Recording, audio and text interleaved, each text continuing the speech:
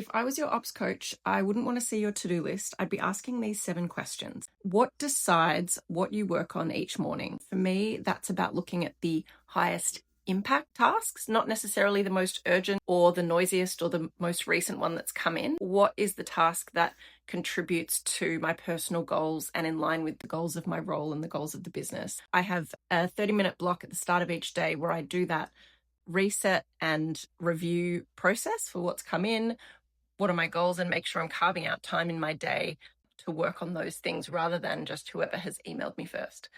The second question is, what work are you carrying that doesn't belong to you? Especially when you've been in an organization for a long time, or if you're a very reliable team member. They say the prize for good work is more work.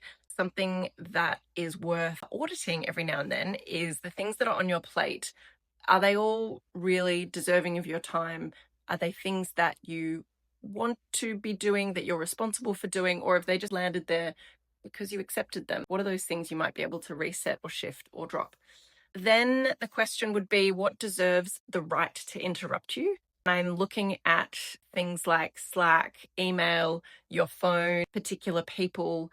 We, by default, might leave our notification settings that everything's just on and can get to us. Having a think about how that breaks your flow and whether you might have more deliberate times that you check email or deliberate times that you check in with certain people through the week. The next question is looking at what you keep patching instead of solving properly. So if you apply a Band-Aid fix, it's easier for me to just do this task myself, or I'll just do this quick way because I don't have time to do it the long way that would solve it better. Next question is whose help you need that you haven't asked for. Think about whether there's someone who, whether it's mutually beneficial or not, you could ask for a steer on something. Maybe they've done this thing that you're trying to do before, or maybe you've seen them do something in a way that could be useful to you. So final questions. You get 2 weeks off. You're going on leave. What is going to break? Thinking about how to set up systems or documentation or handover processes, but also thinking about how some things won't break. And there are some things that we put energy and time into that aren't as important as we think they are. And then last question is, you get to redo this week. So say the week you've just had in your work life and you get to do a do-over.